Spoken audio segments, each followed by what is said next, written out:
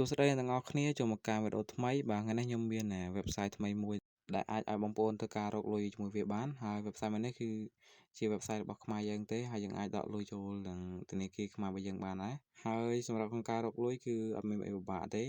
ទី1យើងគ្រាន់តែធ្វើការណែនាំមិត្តភ័ក្តិយើងក៏ទទួលបានលុយដែរហើយចំណុចទី2អ្នកទាំងអស់គ្នាគ្រាន់តែធ្វើការចុចឈ្មោះ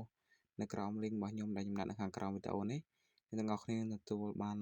$5ភ្លាមហើយយើងអាចចូល check in ជាប្រចាំថ្ងៃអញ្ចឹង check in មួយថ្ងៃយើងអាចទទួលបានពី50សេនទៅ$1ថ្ងៃនេះខ្ញុំ check in បានប្រហែលជា50សេនដែរហើយយើងអាចយកទៅធ្វើការលេងហ្គេមបានហើយសម្រាប់ក្នុងការដកវិញគឺយើងត្រូវការ5រៀលឡើងទៅទើបអាចធ្វើការដកបាននេះលុយ50សេនដែលខ្ញុំបានធ្វើការ check in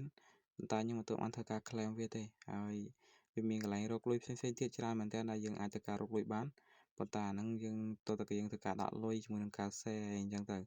ណែនាំមិត្តភ័ក្តិយើងអាចទទួលបានលុយដូចគ្នាហើយសម្រាប់ក្នុងការចុចឈ្មោះវិញគឺអត់មានអីពិបាកទេនេះយើងគ្រាន់តែធ្វើការចុចលេងហើយវានឹងនាំអ្នកទាំងអស់គ្នាចូលទៅក្នុង Telegram ហើយយើងគ្រាន់តែធ្វើការចុច start ទៅលើ bot មួយហ្នឹងទៅវានឹងផ្ញើលេខកូដជាមួយនឹងលេខដែលយើងអាចធ្វើការចូលទៅក្នុង website ហ្នឹងបានហើយយើងអាចធ្វើការ log in ចូលទៅក្នុង website ទៅ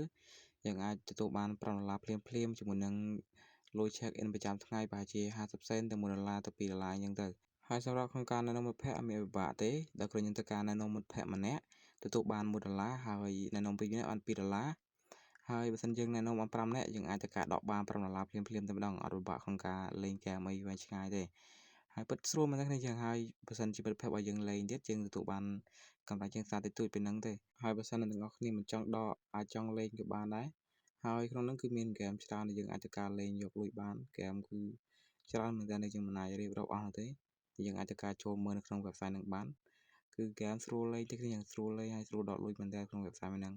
ហើយសំខាន់គឺយើងអាចធ្វើការដកលុយចូលទៅក្នុងធនាគារនៅក្នុងស្រុករបស់យើងធនាគារខ្មែររបស់យើងបានទៀតលុយមែនតើហើយសម្រាប់វីដេអូនេះគឺមានតែប៉ុណ្្នឹងទេនេះយើងបើសិនជាអ្នកទាំងអស់គ្នាដែលមានចម្ងល់អីអាចសួរនៅខាងក្រោមបានឬក៏ឆាតទៅសួរខាងក្រុមហ៊ុនគេផ្ទាល់ទៅ